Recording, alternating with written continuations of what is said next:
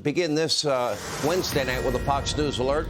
Joe Biden has been caught mishandling classified documents yet again. For the second time this week, we are now learning that secret material from the Obama administration turned up in another private, unsecured office accessed by Joe Biden during his time as a private citizen. I think it's time for Mar-a-Lago-style raid to happen at Joe Biden's private residences, where he's building a wall, by the way, or maybe someone in Joe's inner circle. Think about this. Why is this happening twice in a week? Could this be the result? Maybe someone doesn't want Joe to run for re-election? While we absolutely don't know that to be a fact, it's certainly suspicious in terms of timing. But what's good for the goose is certainly good for the gander. Right, Merrick Garland? Right, Chris Wray? They are the ones that personally approved of the raid at Mar-a-Lago and former President Trump's home. This is why Jim Jordan's investigation on the Judiciary Committee into whether or not our FBI is politicized and DOJ weaponized is so important. It is so obvious that many America's powerful bureaucrats, they are using their powerful positions to impugn Republicans and protect Democrats. Now, if that's not the case, then Biden's home in Delaware would have already been raided by the feds. A criminal investigation would already be underway. After all, even Joe Biden agrees that mishandling classified material is an egregious offense. Take a look at his own words. When you saw the photograph of the top secret documents laid out on the floor at Mar-a-Lago, what did you think to yourself, looking at that image? How that could possibly happen, how anyone could be that irresponsible. And I thought, what data was in there that may compromise sources and methods? By that, I mean names of people who helped, or et cetera. And it's just totally irresponsible. How, Joe? How could that happen? How could you be so irresponsible?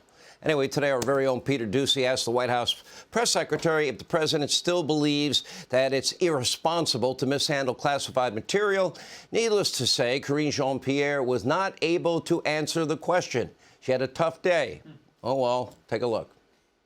On these documents, how could anyone be that irresponsible? Isn't that what this president says about mishandling classified documents? The president spoke to this personally. He spoke to this personally. He believes that classified documents and information should be taken seriously. He takes them seriously, and he was surprised to learn by any records had been. I disagree.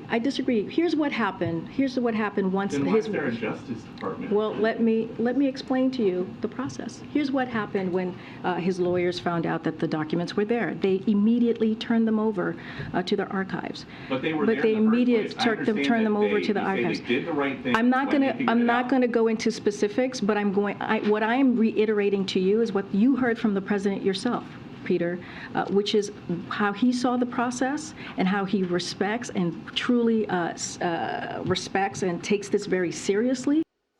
Checkmate, Peter Doocy. How can that happen? How could one be so irresponsible? We're supposed to believe Biden takes it so seriously that he left top secret classified material behind for the taking here, there, everywhere for years. But according to Democrats, the mob and the media, Joe Biden is allowed to mishandle top secret classified material.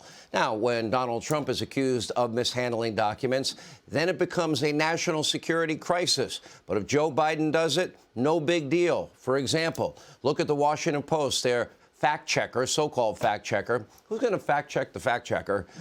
Anyway, Glenn Kessler bent over backwards trying to explain how the two cases are totally different. He may need to fact check himself. Did the Associated Press, the New York Times, they did the same thing. They're running cover for Joe Biden. They're an extension of Karine Jean-Pierre in the White House press office. And by the way, fake news CNN with an article titled, "There are clear distinctions between Trump and Biden's two cases." According to them, quote, the new controversy so far appears to be on a smaller scale. It's now getting bigger. Now, of course, there are differences between the two cases. Well, first of all, Donald Trump was president. Donald Trump had the power to declassify anything when these documents were transported to Mar-a-Lago. By the way, there's no set process for declassification. Joe Biden, as vice president, did not have that power. Second, Donald Trump's documents were stored in a room that had been examined specifically by the FBI. They asked Donald Trump and his team to secure that room with a padlock. At their request, he did so. And by the way, they had full-time security cameras on that door at all times. Anyway, Biden's documents were found now in multiple locations, including one facility bought and paid for by the Communist Party of China, or whoever you want to classify, however you want to classify the $54+ million China donated. And third, the documents at Mar-a-Lago, they were recovered by force less than 2 years after Donald Trump left office. By contrast, Biden left top-secret documents dangling in the wind for over 6 years. According to the intellectual heavyweights in the Democratic Party, Biden is good, Trump is bad. Take a look.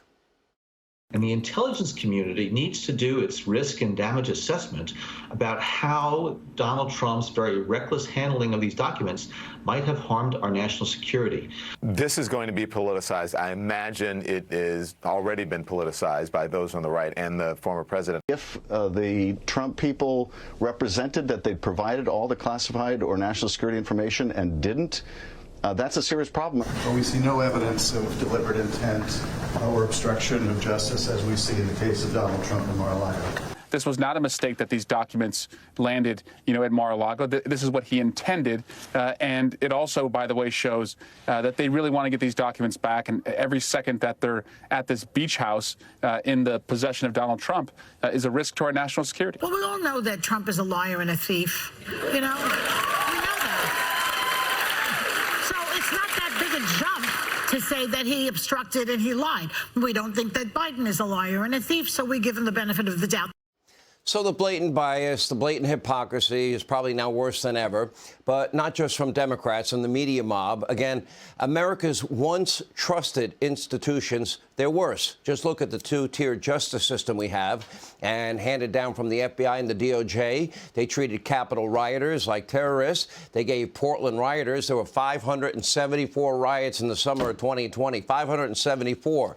Dozens of dead Americans, billions in property damage, and thousands of injured cops. They didn't have any hearings on that. They investigated Donald Trump over the Russia hoax, even offered an ex-foreign spy $1 million to make it true.